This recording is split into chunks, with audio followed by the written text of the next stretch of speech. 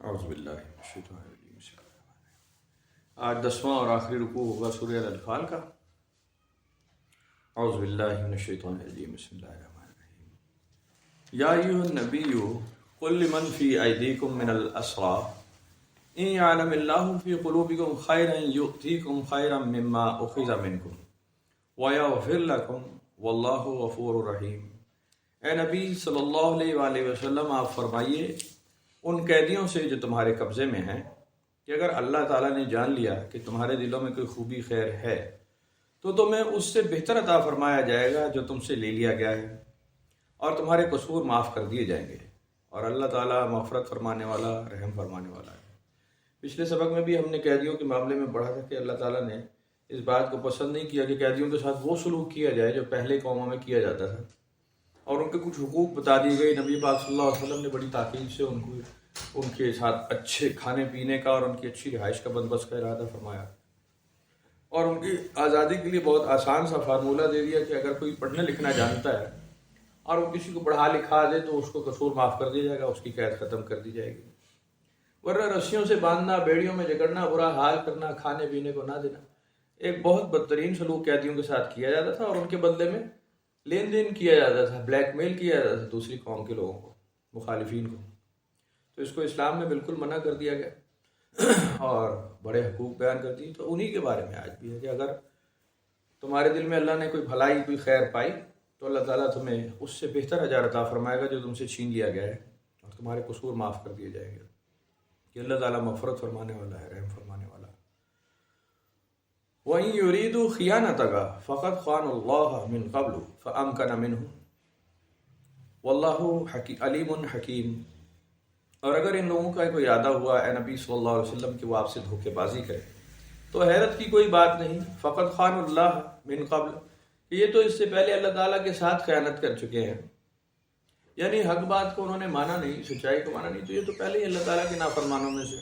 اگر آپ کے ساتھ بھی انہوں نے کوئی جھوٹ بولا اور جان بچانے کے لیے کوئی فراڈ چکر چلایا تو یہ کوئی انوکھی بات نہیں ہے، اللہ تعالیٰ ہی ان کا حساب دے دے گا۔ فام کا نمنہم، اسی بات پر تو اللہ تعالیٰ نے ان کو تمہارے قابو میں دے دیا تھا۔ واللہ علیم حکیم، کہ اللہ تعالیٰ علم والا ہے، حکمت والا۔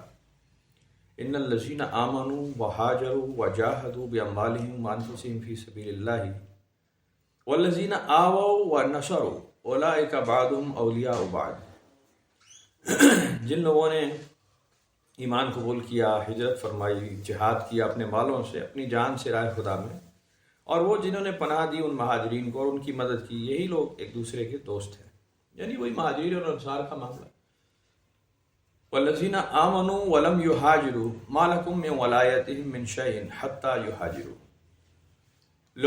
اور وہ لوگ جو ایمان تو لے آئے لیکن ہجرت نہیں کی، ان کے لیے تمہارے ذمے کچھ وراثت نہیں یہاں تک کہ وہ ہجرت کر کے ادھر آ جائیں۔ ظاہر ہے جو لوگ مکہ میں تھے ان کو مدینہ شریف میں جو سہولیات مہاجرین کو دی گئیں، کچھ چیزیں، یعنی انصار مدینہ کا بڑا ایک جیسچر آف پیس رہا ہے، اور بڑے کھلے دل کے ساتھ ویلکم کیا انہوں نے، نہ صرف اپنی جائیدادوں میں حصہ دیا، اپنے کاروباروں میں شریک کیا، بلکہ اپنی کچھ ازواج کو طلاق دے دی اس معاملے میں کہ جی آپ لوگ تو لٹے پٹے آئے ہیں اور آپ کا گھر سنبھالنے والا کوئی نہیں، تو یہ خواتین ہیں جو بہت اچھی گھردار ہیں اور آپ ان کو اپنے نکاح میں لے لیں تاکہ آپ کا گھر سنبھالا جائے۔ یہ بہت ہی اعلیٰ ظرف کی، بہت اونچے درجے کے معاملے تھے۔ انہی لوگوں کے بارے میں آج صبح کے 10 میں بھی جب آپ اس ویڈیو سنیں گے تو اب جب وہ آتی ہے نا بات کہ جہاں تم طلاق دے چکو اپنی بیویوں کو، تو اب وہ جب تیسری بار طلاق ہو گئی اور سیپریشن ہو گئی تو وہ عورت جب تک دوسرے شخص سے نکاح نہ کر لے اور وہ بھی اگر اس کو طلاق دے دے تو پھر یہ واپس رجوع کر سکتے ہیں۔ یہ فارمولہ بھی ان فیکٹ وہاں غالب آتا ہے جس کے اندر بڑی خیر کا عنصر ہے۔ ہوتا یہ تھا کہ صحابہ کرام کی تو بڑی تواتر کے ساتھ شہادتوں کا چانس چل رہا تھا، ظاہر ہے جہاد ہو رہے تھے، معاملات چل رہے تھے، اور بڑے تواتر کے ساتھ خواتین کا بیوہ ہو جانا یا بچوں کا یتیم ہو جانا ایک روٹین بن گیا تھا۔ اس وقت اگر وہ خواتین واپس اپنے پرانے شوہروں کے پاس جانا چاہیں تو اللہ تعالیٰ نے اس کا راستہ کھول دیا اگر وہ مومنین میں سے ہیں، اور خواتین جو ایمان لے آئیں ان کے مرد منکر تھے، مشرک تھے، تو ان کے نکاح ویسے ہی ٹوٹ گئے، ختم ہو گئے، کیونکہ ایمان والی کا تو رشتہ مشرک کے ساتھ نہیں ہوتا۔ ان کے نکاح کے لیے بھی مومن مردوں کو اجازت دے دی گئی کہ تم ان کو اپنے نکاح میں لاؤ اگر یہ مومنین میں سے مومنات میں سے ہیں۔ تو یہ معاملات طلاق کے اور رجوع کے اور نکاح کے یہ اس طرح سے سمپ کیے گئے ہیں۔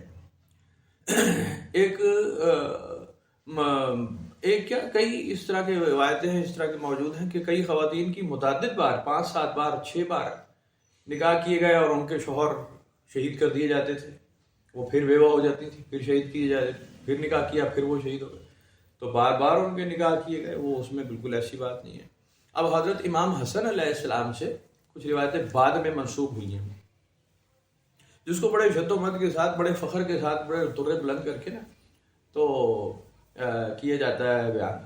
وہ اصل میں لاجک نہیں سمجھے لوگ بات، وہ بڑے غلط طرز میں، بڑے رنگ میں کہ جی حضرت امام حسن نے 100 سے زیادہ شادیاں کر رکھی تھیں۔ اب سوال کرنے والے پوچھتے ہیں کہ بھائی یہ 100 سے زیادہ شادیاں، تو یہ کون سے ایمان کی کیفیت ہے، یہ کون سا معاملہ؟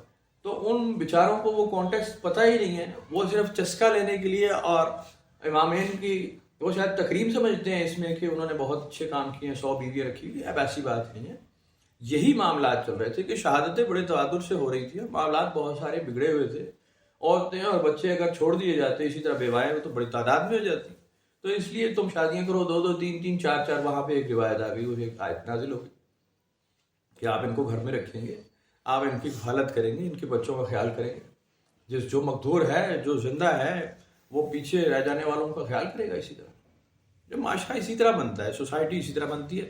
تواتر سے نہ ہی کوئی طلاقیں دی جا رہی تھی اور نہ ہی تواتر سے صبح اور شام نکاح کیے جا رہے تھے، کوئی ایسی بات نہیں تھی کہ جی ایک آدمی مسلمان ہے تو وہ نکاح کرتا چلا جا رہا ہے، ایسی ہرگز کوئی بات نہیں ہے، بالکل کوئی بات نہیں ایسی۔ لیکن معاملات ہی ایسے تھے کہ جی سختی تھی، تنگ دستی تھی، بھوک تھی، پیاس تھی، شہادتیں ہو رہی تھیں، تو اس کے اندر اور کوئی راستہ نہیں ہے۔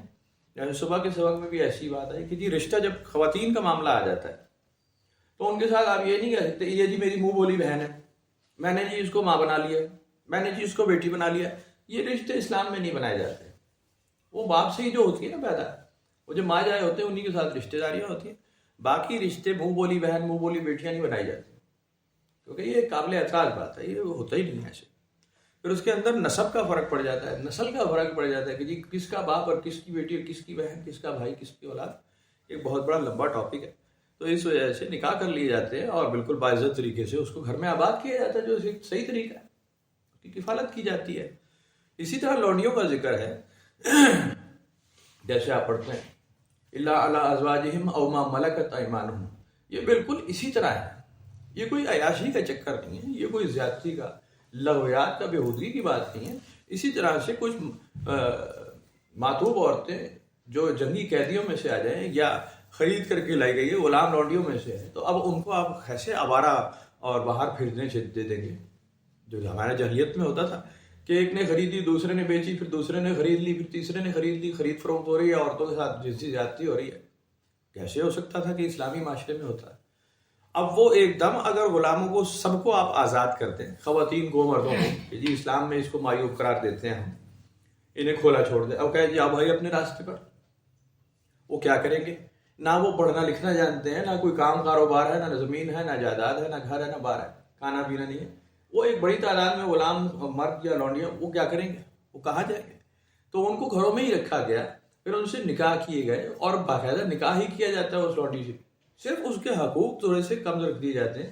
وہ دیکھ لیتے ہیں کہ جی حالات ایسے نہیں ہیں کہ جی وافر کھانا پینا ہوگا، وافر رہائش ہوگی، وہ ان کو پہلے سے صحبت سختی کا اندازہ ہوگا۔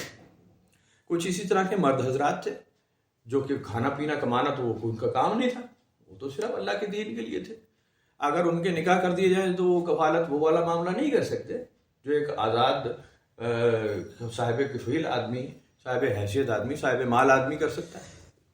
لیکن وہ نکاح کرنا چاہتا ہے، اگر اس کا معاملہ نکاح والا ہے تو وہ کرے گا نکاح، لیکن وہ ایسی غلام لونڈی سے نکاح کر لے گا جس کو صحبت سختی برداشت کرنے کی عادت ہے، وہ کم میں بھی گزارا کر لیتے ہیں۔ ایک ماحول بنایا جاتا ہے، ایک طریقہ کہ جی باعزت طریقے سے کپلز رہ رہے ہیں، شادیاں ہوئی ہیں، باقاعدہ خاندان بنا ہوا ہے، فیملی بنی ہوئی ہے، اور اس کو بڑا نیگیٹو پوری دنیا میں ابھی آج کل اتنی بے شمار ویڈیوز بھری پڑی ہیں نیٹ پر کہ جی اس کو بڑا اعتراض بناتے ہیں۔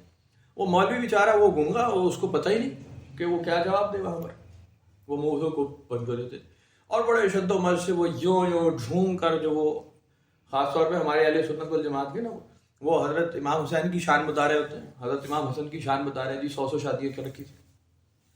وہ نہ اس کا بیک گراؤنڈ بتاتے ہیں، نہ ان غریبوں معصوموں کو پتہ ہے کہ جی کیسے لکھا قرآن میں اور کس بنیاد پہ یہ شادیاں کی جاتی تھی اور کیسے کی جاتی تھی، کن حالات میں. وہ تو اس کو ڈیولپ نہیں کر سکے آج تک.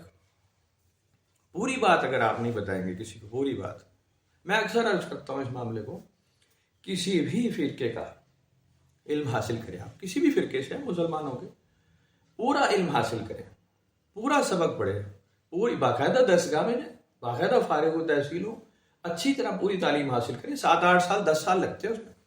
اگر آپ حفظ کر رہے ہیں یا ناظرہ کر رہے ہیں یا اجتہاد ہے یا فقہ ہے یا اصول ہے، قانون ہے، شرع ہے، اس کو ایک ٹائم لگتا ہے پڑھنے سیکھنے. اگر آپ نے کسی مولوی کی 4 تقریریں سننی ہیں ٹی وی پر یا مسجد جا کر، اور آپ اس کو آگے مسجد کے مولوی بن گئے اور آپ وہ بیان کرتے چلے جا رہے ہیں، کسی کتاب کو نیلی پیلے رنگ کے اٹھا لیا آپ نے اور آپ اس کو پڑھتے چلے جا رہے ہیں، آپ ظاہر ٹلے ہی ماریں گے نا، اونچی سیدھی باتیں کریں گے. اگر آپ نے باقاعدہ سبق سیکھا ہے اور آپ خطیب بنے ہیں مسجد کے، جو جمعہ کا خطبہ کروائے گا یا مسجد کا امام بنے گا، اس کا ذمہ داری ہے اس کی، بلکہ اہل محلہ کی ذمہ داری ہے کہ ایک ایسا آدمی چاہیے جو بھائی پورا کامل ہو، پورا فارغ التحصیل ہو، پڑھا لکھا ہو، باقاعدہ سند یافتہ. وہ ٹلے مارے گا ہی نہیں، مارے گا ہی نہیں، سیدھی سادھی بات کرے گا، سیدھا سادہ طریقہ کرے گا. جو ایسے ہی نو سکھیا ہوگا وہ نعرے لگوائے گا مسجد میں، اچھل کود کروائے گا، شور مچوائے گا، نئے نئے عقیدے بنوائے گا، نئے نئے اشعار گھڑیں گے وہ لوگ اور نئے نئے طریقے کی نعتیں بنائیں گے، جس کو سن کے لوگ کہیں گے بھائی یہ کیا ہو رہا ہے. ایک اعتراض پیدا ہوگا. اگر ایک سیانہ آدمی ہے، پڑھا لکھا، جو کتاب کو جانتا ہے، قرآن شریف پڑھ رکھا ہے اس نے، وہ اس کے کانٹیکس کو، وہ شان نزول کو بھی جانتا ہے، وہ علماء میں بیٹھا ہے، چاہے دیوبندیوں میں بیٹھا ہے، چاہے اہل حدیثوں میں بیٹھا ہے، چاہے اہل سنت میں بیٹھا ہے، کسی میں بھی بیٹھا ہے، اگر وہ پیچھے علماء کا ہاتھ مضبوط ہے اس کے پاس ایک باقاعدہ اسکول آف تھاٹ ہے، وہ ٹلے نہیں مارے گا. اگر وہ نعتیہ کلمات لکھے گا، خوبصورت لکھے گا، وہ بڑے اسلوب سے لکھے گا، وہ بڑے تمیز سے لکھے گا، وہ بڑے طریقے سے لکھے گا، اس پہ اعتراض ہی نہیں ہوگا.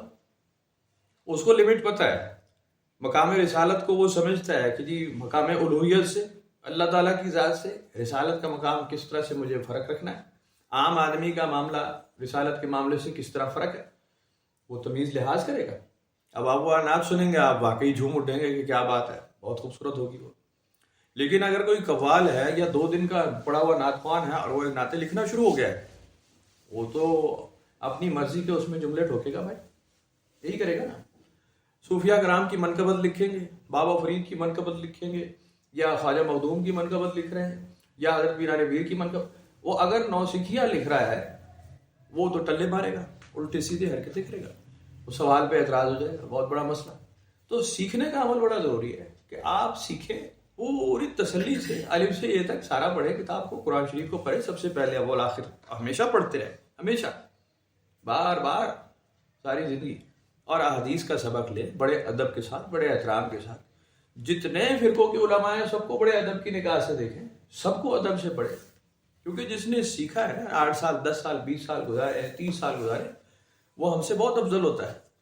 ہم نے تو نوکریوں پہ پیسے گزارے نا، پیسے کمانے کے لیے، انگلش اردو آگے پیچھے، وہ ٹھیک ہے، وہ ہمارا فیلڈ ہے. لیکن اگر جس نے باقاعدہ پوری زندگی دین کے لیے صرف کی ہے اور وہ حقیقی علماء کی صحبت میں بیٹھا ہے، وہاں سے فارغ تحصیل ہوا ہے، اس کے علم میں بہت فرق ہوگا. میرے جیسے آدمی سے تو بہت آگے ہوگا نا، وہ سیدھی بات ہے.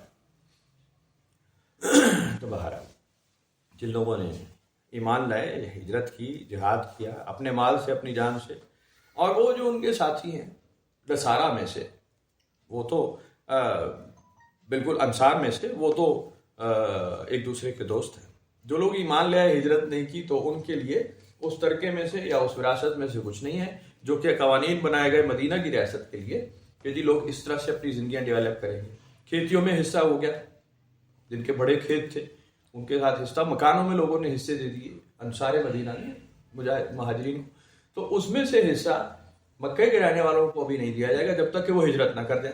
وہ سہولیات مدینہ آنے کے بعد ان کے لیے ہیں، ہر مسلمان کے لیے نہیں ہے کہ وہ انصار مدینہ کی جائیداد میں حصے دار بن جائے، ایسا نہیں ہے.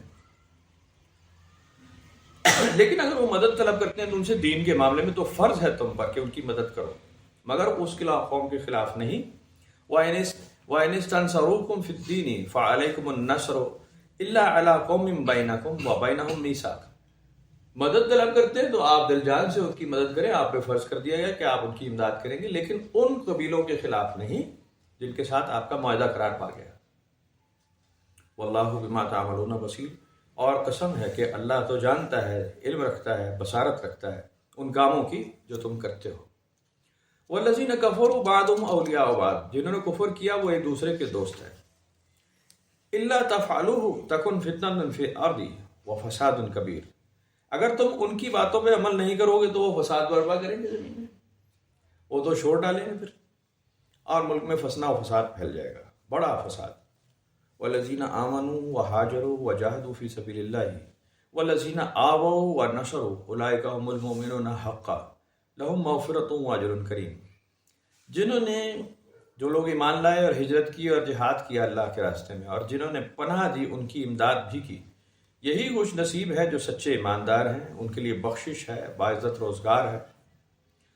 وَالَّذِينَ آمَنُوا مِن بَعْدُ وَهَاجَرُوا وَجَاهَدُوا مَعَكُمْ أُولَٰئِكَ فَأُولَٰئِكَ مِنْهُمْ.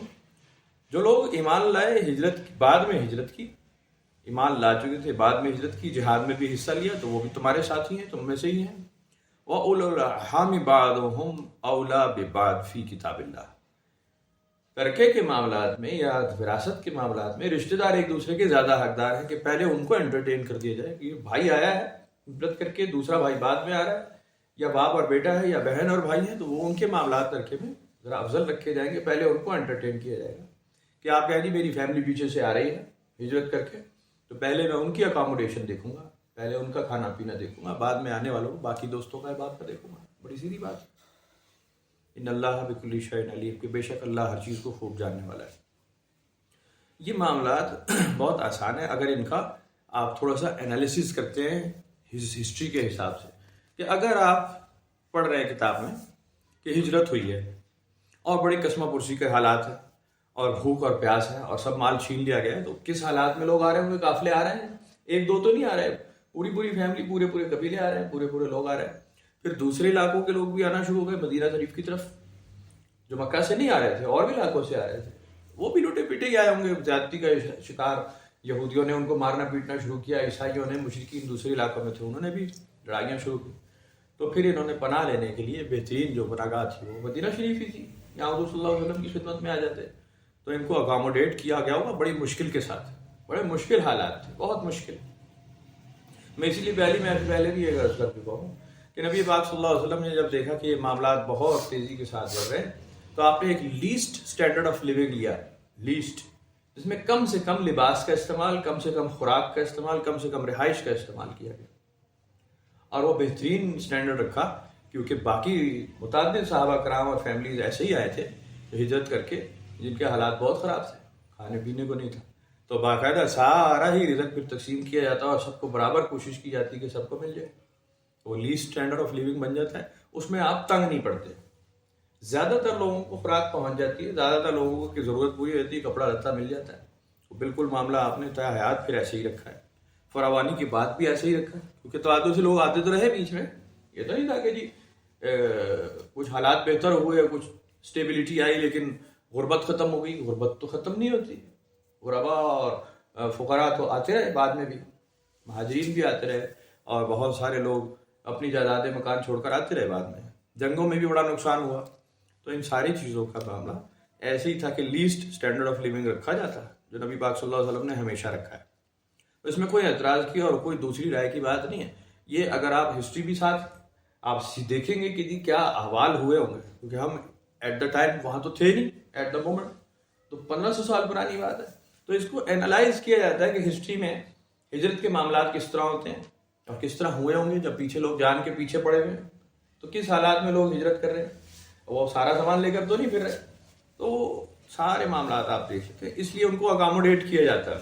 جو صاحب حیثیت تھے وہ اپنی جائیداد میں سے حصہ تقسیم کرتے رہے کہ جناب یہ نئے آنے والوں کے لیے ہم دے رہے ہیں. پھر ایک فنڈ قائم کیا گیا، 2 3 4 قسم کے فنڈ قائم کیے گئے، یتامہ کے لیے الگ، مساکین کے لیے الگ، مہاجرین کے لیے الگ، کہ جی یہ کام کاروبار کر سکتے ہیں، نوجوان ہیں کچھ کام والے، تو ان کو کچھ کھیتی میں حصہ دے دیا جائے، یہ مزدوری کریں گے، اپنا کام چلائیں گے. کچھ ہے جو بہت چھوٹے بچے ہیں ان کے لیے یتیم خانہ ٹائپ کی ایک چیز بنائی جائے گی. بیوائیں ہیں معذور ہیں ان کے لیے بیت المال بنا دیا گیا کہ جی آپ اس میں سے ان کو حصہ دیں گے تو کچھ بھی نہیں کر سکتے فی الحال، گھر بیٹھے ہیں. کچھ نابینا تھے، کسی کی ہاتھ نہیں، کسی کی ٹانگ نہیں، وہ تو جنگوں میں حصہ لیتے رہے یا ویسے ہی معذور ہیں، تو ان کے لیے بیت المال کا معاملہ تھا. تو یہ ساری چیزیں آپ نہ صرف قرآن شریف سے لیتے ہیں، احادیث سے لیتے ہیں، روایتوں سے لیتے ہیں، بلکہ آپ کامن سینس سے بھی لیتے ہیں کہ کس طرح چلا گیا ہوگا، کیسے ہوتے ہوں گے معاملہ. اس میں تخمینے نہیں لگانے چاہیے، اس میں کہانیاں نہیں گھڑنی چاہیے، سادہ انالیسس بہت کافی ہوتا ہے. اب آپ کہیں کہ یہ ایک صحابی تھے اور یوں تھے اور پھر صحابی ہوئے، اب وہ آپ صحابیوں کا نام لے رہے ہیں تواتر کے ساتھ، اور علماء بڑے ٹھسے کے ساتھ بڑے بڑے نام. مولانا طارق جمیل اس میں شامل ہے، خود ٹی وی پہ کہا ہوا، میں نے تو نہیں کہا کہ جی آپ ضعیف روایتیں بیان کر سکتے ہیں، ضعیف روایتیں بیان کر سکتے ہیں. اللہ کے بندے، ضعیف روایتیں آپ بیان کریں گے تو آپ منسوخ کریں نبی پاک صلی اللہ علیہ وسلم سے. رسول اللہ سے ضعیف روایت نہیں بیان کی جا سکتی، عام لوگوں سے کی جا سکتی ہے. آپ مثال دے سکتے ہیں. صوفیہ کرام جو طریقہ دیتے ہیں مثال کا، وہ نام نہیں پیش کرتے، وہ ایک عام آدمی کا کہتے ہیں کہ ایک درویش تھا، ایک ملنگ تھا، وہ اس کا وہ معاملہ اس طرح ریلیٹ کر دیتے ہیں. بات سکھانی ہے اگر ایک کہانی بنا لیتے ہیں، ٹھیک ہو گئی. لیکن اگر آپ حضور صلی اللہ علیہ وسلم کا نام لے رہے ہیں تو آپ کو اتھینٹک ہونا پڑے گا، کیونکہ وہ تو آپ حدیث کی بات کر رہے ہیں، وہ تو آپ دربار رسالت کی بات کر رہے ہیں. آپ وہاں کیسے ایک ضعیف روایت شو کر سکتے ہیں، کیسے وہ کوٹ کر سکتے ہیں؟ وہ نہیں کر سکتے ہر کسی، وہ بڑا محتاط کام ہے. تو اذان ہو گئی، پھر ہمارے